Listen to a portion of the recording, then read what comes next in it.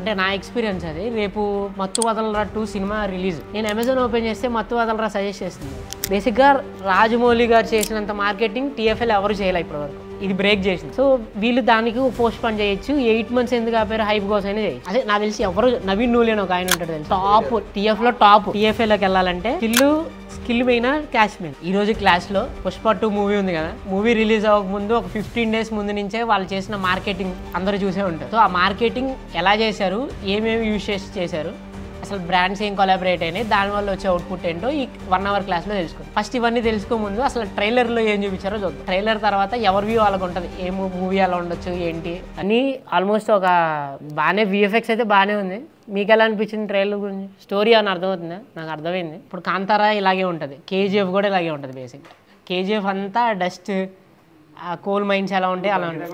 ఇది బగీరా కూడా అలాగే ఉంది, కానీ ఎక్కువ మంది అది చూడలేదులే. ఇది ఆర్టిక్స్ అలాంటిదే, ఎక్స్పెక్టేషన్ లేకుండా వెళ్ళారు కదా, ప్రాబ్లం లేదు. ఇప్పుడు మసూదా సినిమా చూసారా?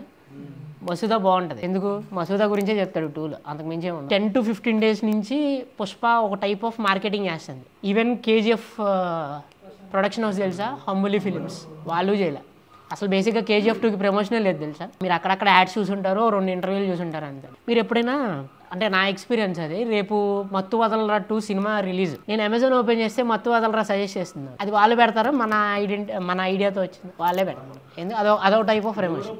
ఎప్పుడైనా ట్రై చేశారా? పుష్ప కూడా వస్తుంది. ఫస్ట్ లైన్లో టాప్ ట్రెండింగ్ 10లో ఒకటి ఉంటుంది పుష్ప.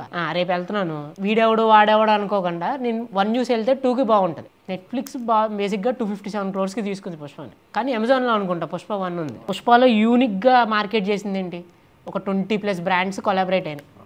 డార్క్ ఫ్యాంటసీ బాక్స్ మీద వాళ్ళే, ఫ్రీ ఫైర్లో ఎంట్రన్స్ దగ్గర ఎక్కడ ఉన్నట్టు బ్లింకిట్ ఉంది, ప్యాకెట్స్, లేస్, తర్వాత Tata Motors Tata team branding మీద ఉంది. ఒక 150 crores వరకు ఖర్చు పెట్టారు ఈ 20 brands వరకు. బేసిక్గా రాజమౌళి గారు చేసినంత మార్కెటింగ్ టీఎఫ్ఎల్ ఎవరు చేయలే ఇప్పటి వరకు. ఇది బ్రేక్ చేసింది. కొత్తగా ఏం చేశారో చెప్పండి. ప్రతి దాంట్లో ఎక్కడో చోటు చూసే ఉంటారు పుష్పని. తెలుగు స్టేట్స్ బయటికి వెళ్ళి ఎవరు చేయాలి. ఈవెన్ రాజమౌళి గారు కూడా బయట ఇంటర్వ్యూలు తీసుకున్నారు, కానీ ఇలా ఓపెన్గా చేయాలి, అవుట్డోర్ చేయాలి. ఆదిపురి జరిగింది, అది నార్త్ వైపు కాబట్టి.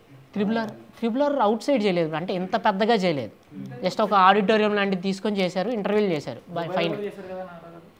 ట్రిపుల్ ఆర్ జపాన్లో కూడా జరిగింది. ఇంతకీ పాట్నాలో సక్సెస్ అది అంటే రియల్ అనుకుంటున్నారా మీ పర్స్పెక్టివ్లో? అంటే అక్కడ జనాలు ఆ మాస్ కోసం ఎక్కువ మంది వచ్చారు కదా, ఆ మాస్ కంటెంట్ కోసం చాలా మంది చూడడానికి ఎక్కువ వచ్చారు. మాస్ కంటెంట్ కూడా ఎక్కువ అప్పుడు ఎక్కువ ఫేమస్ ఈ మాస్ కంటెంట్. పాట్నా బీహార్లో ఉంది అన్న. అది ఎక్కడైనా అక్కడ బీహార్ పాట్నా ఏంటంటే మన రంజీ ట్రోఫీ మ్యాచ్ అయితే మామూలు ఎవరు వచ్చినా అక్కడ వెళ్ళిపోతారు జనాలు. బేసిక్లీ ఏది జరిగినా వెళ్తారు. అంటే అదొక అక్కడ ఎక్కువ మంది. బేసిక్గా బీహార్లో క్రైమ్స్ ఎక్కువ. ఈ మూవీ కూడా దాని రిలేటెడ్ గానే ఉంటుంది. ఇంకా ఏంటి బ్రో ఏదో చెప్పు. అంటే ఆ హైప్ రియలే. బేసిక్గా దాంట్లో విఎఫ్ఎక్స్ చేసింది ఏం లేదు. అదే పాట్నా తీసేసి మీరు ముంబై కానీ బెంగళూరు కానీ పెడితే సక్సెస్ అయ్యారా?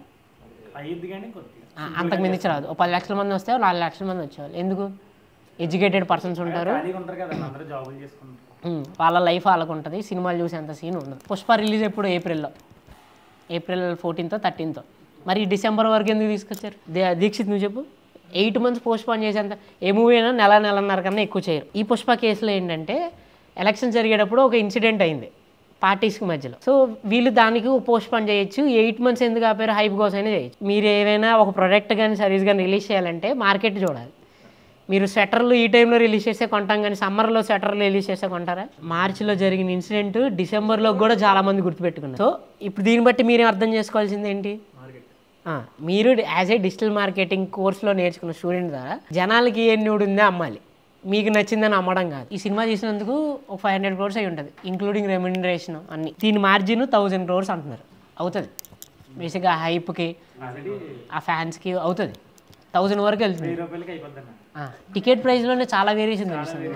RRR కూడా నేను 400కి అంతకు చూసినట్టున్నా. 2 సార్లు చూసాను నేను. అంటే ఇలాంటి మూవీస్ 2 సార్లు చూస్తాను. ఫస్ట్ రోజు ఒకసారి ఏం అర్థం కాదు, అరుపులే ఉంటాయి. సెకండ్ టైం మళ్ళీ ఫ్రీగా ఉన్నప్పుడు వెళ్తాను. ఆయనే ఉంటుంది, బాయ్ కూడా బాయ్ ఉండదు, బి స్మాల్, ఏఏఏఐ స్మాల్. దాంట్లో కూడా చాలా ఉంది, ఏఏ అని వస్తుంది కదా పేరు, దాన్ని ట్రోల్ చేస్తున్నారు బేసిక్గా, లిటరల్లీ క్రియేటివ్గా ట్రోల్ చేస్తున్నారు. ఎన్ని బ్రాండ్స్ కనబడుతున్నాయి ఇక్కడ టాప్?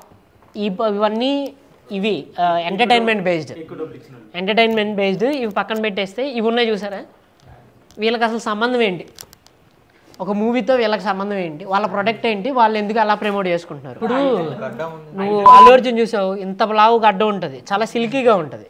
నువ్వు బ్లేడ్ వాడు, అదే మా ఆయిల్ వాడు, అంతే బాగా మంచి గడ్డ వస్తుంది అంటాడు, అన్నీ బాగున్నాయి, ఎవరికి సంబంధం ఏంటి? ఇప్పుడు నువ్వు మూవీకి వెళ్ళాలి, పేటీఎంలో ప్రతి షో అయిపోయింది, అందరికీ బళ్ళు ఉండవుగా, ఒక నలుగురు వెళ్ళాలంటే బండి మీద వెళ్తుంది కదా. సో అలాంటి టైంలో మా యూబర్ ఉందని చాలా డీటెయిల్గా వాడు, అంటే పుష్ప అంటే యూబర్లో వెళ్ళాలన్న ఒక మైండ్ సెట్ని క్రియేట్ చేయాలి. లోగోస్ అందుకనే మీరు ఎప్పుడైనా చేసేటప్పుడు యూబర్ బాగా కనబడుతుంది, అందుకే చాలా నార్మల్గా ఉండాలి. ఫాంట్ అయినా బ్రేడ్ కూడా బాగానే కనబడుతుంది. తర్వాత అంబుజా సిమెంట్, కళ్యాణ్ జ్యువెలర్స్లో రెడ్ కలర్ కనబడట్లేదు. సో ఎల్లో కొంచెం అవుట్లైన్ వైట్ ఇచ్చినా చాలు, కళ్యాణ్ జ్యువెలర్స్ని వైట్ చేసినా పర్లేదు. వీళ్ళకి అసలు మూవీకి సంబంధం ఏంటి? మీరు మార్కెట్లో చూసుకుంటే 1000 ప్రోడక్ట్స్ ఉంటాయి, ఈ 20 మెంబర్స్ ఎందుకు ఇచ్చారు? ఒక బ్రాండ్ వాళ్ళు చేసే ఇన్వెస్ట్మెంట్కి వాళ్ళకి వచ్చే రిటర్న్స్ ఎన్నో చూసుకుంటారు.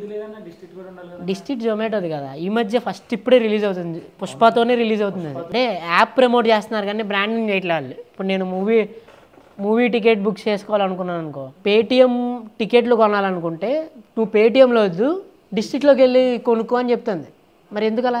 పేటిఎం కాంపిటేటరే కదా డిస్ట్రిక్ట్, రేపు అవుతుంది, ఇప్పటికే అయింది ఆల్రెడీ, రేపు పొద్దునకి అవుతున్నప్పుడు ఎందుకు ప్రమోట్ చేస్తున్నారు? సో ఈ బ్రాండ్ కొలాబరేషన్స్ ఇంపార్టెంటే, కానీ బియాండ్ వెళ్ళకూడదు. ఇప్పుడు ఈ 20 కనబడి కాబట్టి ఓకే 20 కదా అనుకున్నాను, 50 కనబడ్డాయి అంటే పక్కా కమర్షియల్ అయిపోతుంది, డబ్బుల కోసమే చేశారన్న ఒక నెగిటివ్ టాక్ కూడా వస్తుంది. ఇప్పుడు రాజమౌళి గారు ఎగ్జాంపుల్గా తీసుకున్నాం అంటే రెమ్యునరేషన్ తీసుకోరు, పర్సంటేజ్ తీసుకుంటారు. ఎప్పుడైనా చూసే ఉంటారు ఆయన ఇంటర్వ్యూలు, ప్రభాస్ కూడా బేసిక్గా అలాగే ఏంటంటే పర్సంటేజే బెటర్.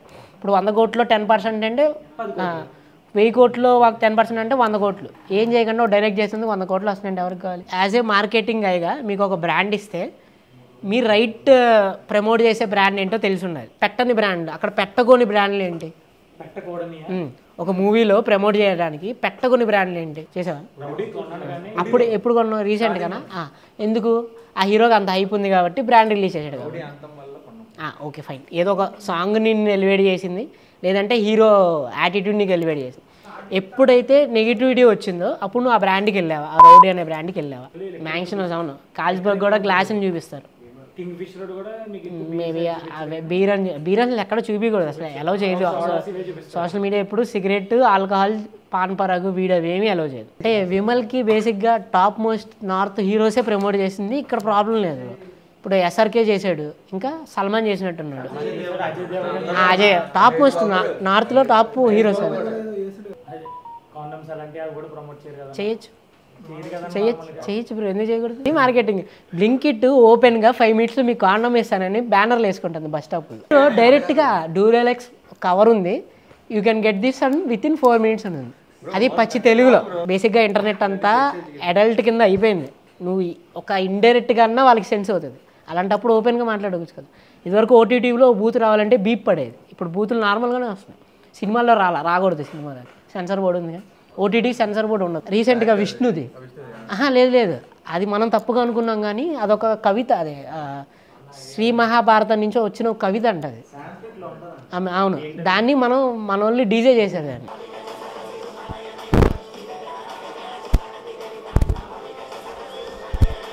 స్టేజ్ మీద ఎవరెవరు కనబడతారు?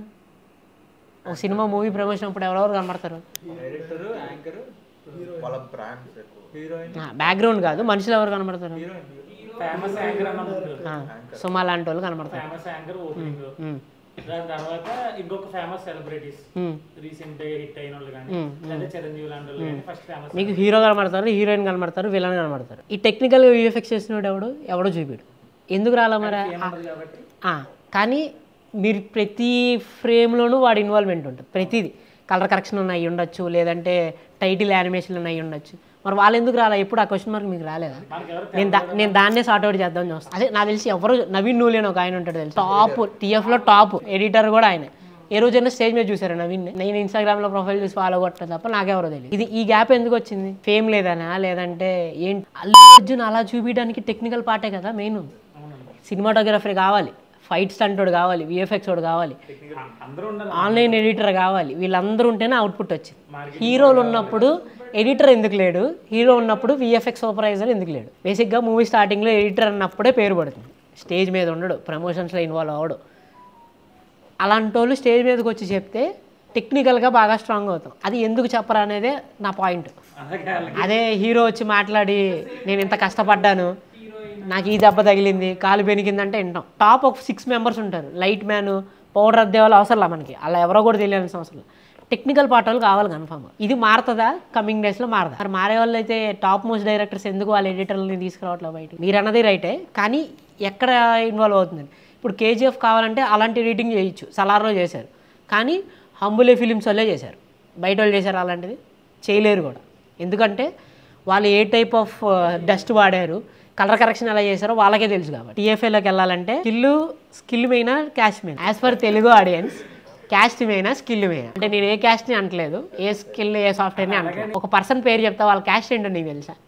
కానీ వాళ్ళ వర్క్ ఏంటో నీకు తెలుసుగా. ఎవరు అడగరులే బేసిక్గా. ఇవి నాకు స్ట్రైక్ అయినవి. నేను ఇప్పుడు వీటిని ఎలా మార్చాలనేది మెయిన్. తప్పదు. మీది పనికులం అయితే వచ్చేయండి అని చెప్పాలి. పని చేసేవాళ్ళు పనికులం అయితే వచ్చేయాలని చెప్పాలి. అది బ్రాండింగే బ్రో. ఇప్పుడు నేను చెప్పి ఎడిటింగ్లో సాఫ్ట్వేర్ నేర్చుకుంటే చెప్పడండు ఇలాంటి ఒక బర్నింగ్ క్వశ్చన్ అందరికీ టచ్ అయ్యేలాగా ఉంటేనే అవుతాయి. అఫ్కోర్స్ కాంట్రవర్సీ అవుతాయి. మీరు చూసే పోడ్కాస్ట్లో అన్నీ అలాంటి క్వశ్చన్లే ఉంటాయి. కానీ వాళ్ళు పెట్టట్లేదా? ఏమవుతుంది? మా అయితే లీగల్గా వెళ్తారు. ఇప్పుడు నీకు ఫస్ట్ సాంగ్ ఎప్పుడు మీరింది? సాంగ్ చూసి వెళ్ళిన సినిమాకి ఐటమ్ సాంగ్ అయినా లేదంటే ఒక ఏదైనా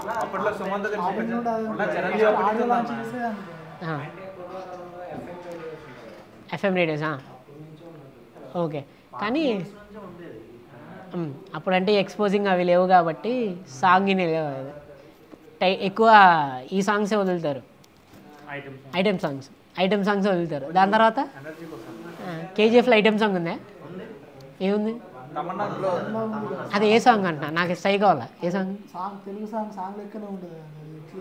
తమన్దా? తమర్నదా? కేజీఎఫ్లో 2లో నేను అంటుంది.